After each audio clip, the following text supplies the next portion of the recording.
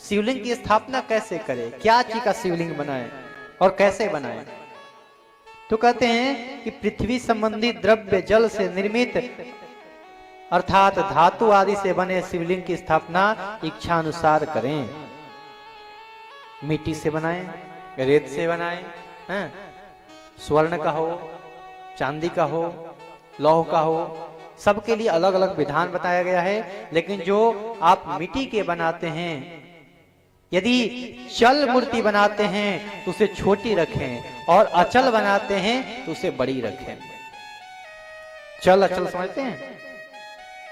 अचल यानी कि जिसको हम हिला डुला नहीं सकते, जहां पर एक जगह विराजमान कर दिए तो अचल हो गया। जैसे हमारे यहाँ पे विराजमान है जहां हम पूजन करते हैं।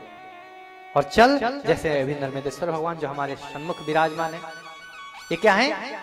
ये चल है। हम इनको कहीं ले जा सकते हैं, ले आ सकते हैं। तो कहते हैं कि चल मूर्ति की स्थापना छोटी हो और अचल की बड़ी होनी चाहिए।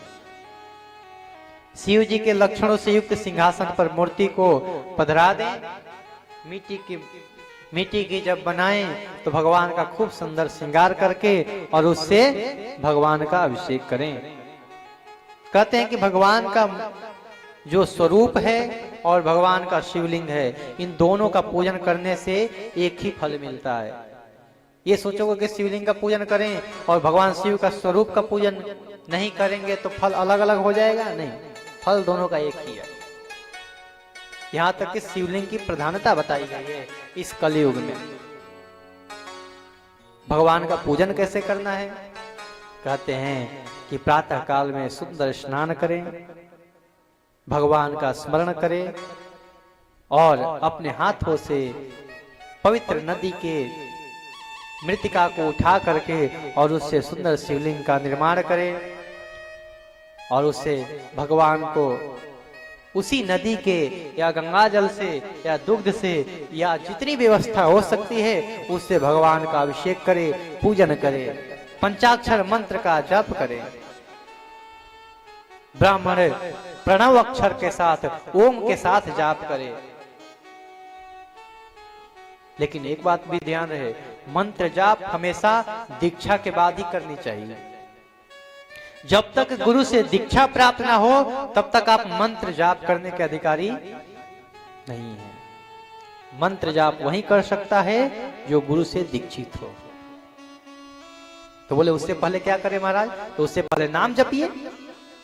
नाम तो आप बचपन से लेके कभी भी जप सकते हैं। नाम खूब जपो, खूब जपो, खूब जपो। कलयुग केवल नाम है आधारा। ये कलयुग केवल नाम का आधार है। नाम जपिए, नाम जपिए। आजकल तो लोग कुछ ऐसे कहते हैं कि गोस्वामी जी को शायद पहले से पता था कि आधार कार्ड बनने वाला है, तो उन्होंने कहा कलयुग केवल नाम है आधारा। कलयुग में रहना है तो आधार बनवाना ही पड़ेगा। ये आधार के लिए नहीं, ये आधार कार्ड वाला आधार नहीं। तो आधारा मतलब आधार, नाम आधार है। नाम जपिए। कहते हैं ब्राह्मण यदि भगवान का नाम का जप करे तो ओम नमः शिवाय बोले। क्या बोले? ओम नमः शिवाय। और अन्य जो वर्ण हैं वो नमः शिवाय, नमः शिवाय।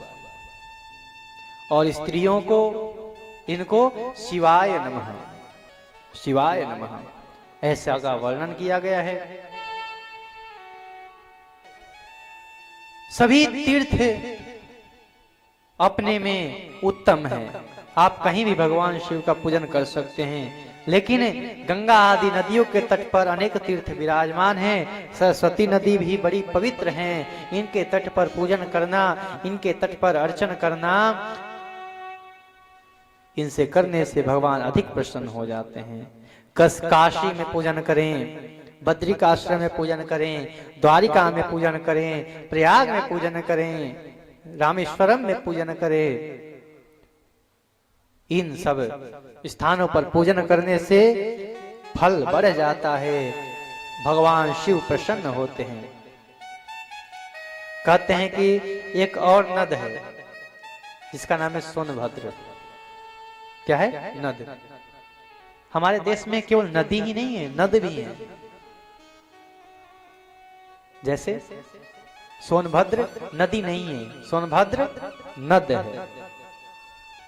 नदी स्त्रीलिंग हो गया और नद पुल्लिंग हो गया। सोनभद्र नद है।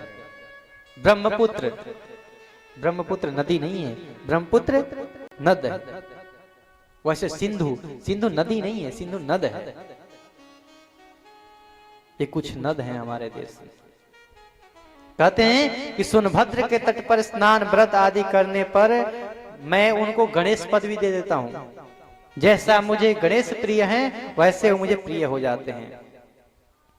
24 मुख वाली नर्मदा के तट पर वास करने वाला वैष्णव पद प्राप्त कर लेता है। तमसा, रेवा, गोदावरी के तट पर वास करने वाला ब्रह्म हत्या आदि से छुटकारा पा लेता है। इसके अलावा कृष्णा, त्रिवेणी, विष्णु लोकदायिनी तथा तुंगभद्रा ब्रह्म लोकदायिनी है। ये ब्रह्मलोक से गिरे हुए लोगों को अपने तट पर जन्म देती हैं। सरस्वती, पंपा, कन्या, श्वेत, कावेरी आदि भी सभी पुण्य प्रदान करने वाली नदियां हैं। इनके तट पर भी भगवान का पूजन करने से भगवान प्रसन्न हो जाते हैं और मनवांछित फल प्रदान करते हैं।